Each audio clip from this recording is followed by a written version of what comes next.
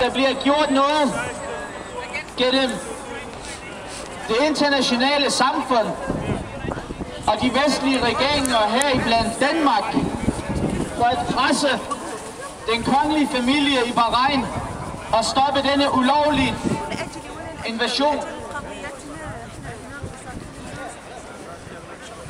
Og lige nu vil vi læse Bahrain Human Rights Defenders officiel udtalelse.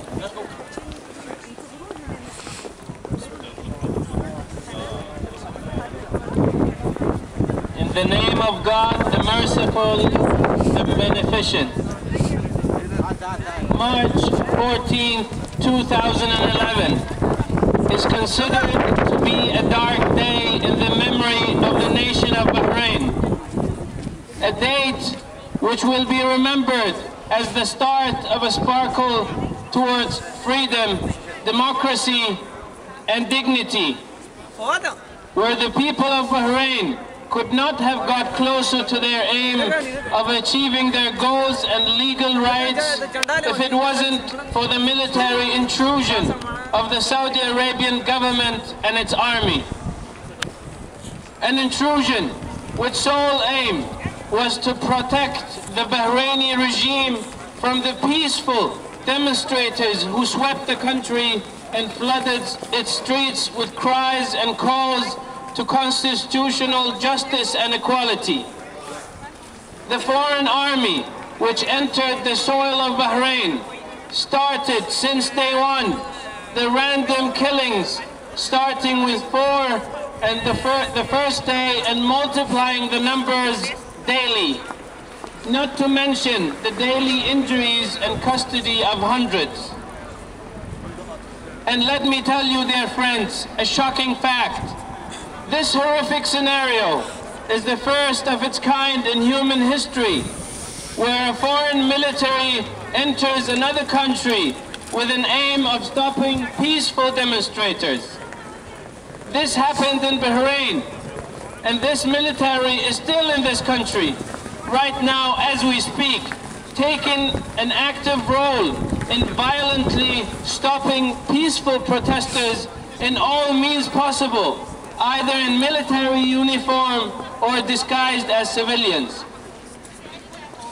It is important to have an overview on the silence of the international media, which follows US and Western interests. The media that turns their camera lenses away from the atrocities which take place in Bahrain on a daily basis have indirectly fueled the violence committed by the Bahraini regime and the Saudi Arabian army on peaceful Bahraini demonstrators. The continuous political and military support by the American government and the West is another cause to the suffering of the people of Bahrain. The American government has even mentioned that sending the Saudi army to Bahrain cannot be considered as an invasion. And here we can ask a question. What do we call such an act? A democracy party, for example? The Bahraini regime claims that the purpose of the Saudi presence in Bahrain is to protect the important facilities of the government, and that it is a part of the Joint Gulf Forces Treaty, which emphasizes on the defensive support. Even these claims are rejected, as the opposition has broadcasted a TV scene of the content of the treaty read by the Kuwaiti prince, focusing on the role of these joint forces of the Gulf.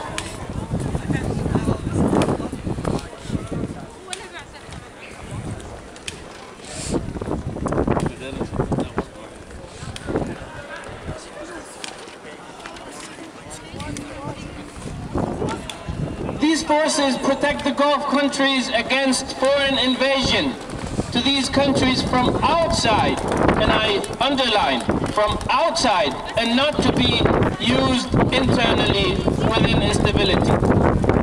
For the earlier mentioned reasons, we stand together today to give a clear message to the Saudi army First, stop intervening in internal matters of Bahrain and go back to where you came from without return. Second, we request a fair and just international trial on the Saudi government's intrusion, which has resulted in the massacres of innocent people in Bahrain.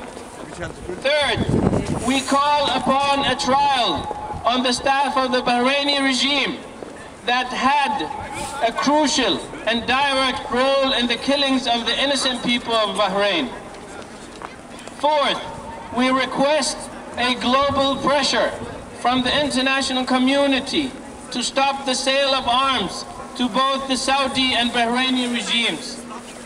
Fifth, the United States, the United Nations, and the European Union are requested to use serious pressure on the Bahraini regime to keep the self-determination in the hands of the people of Bahrain.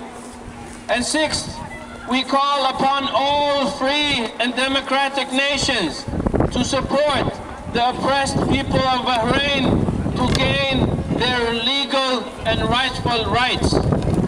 Bahrain Human Rights Defenders, 17th of March, 2013.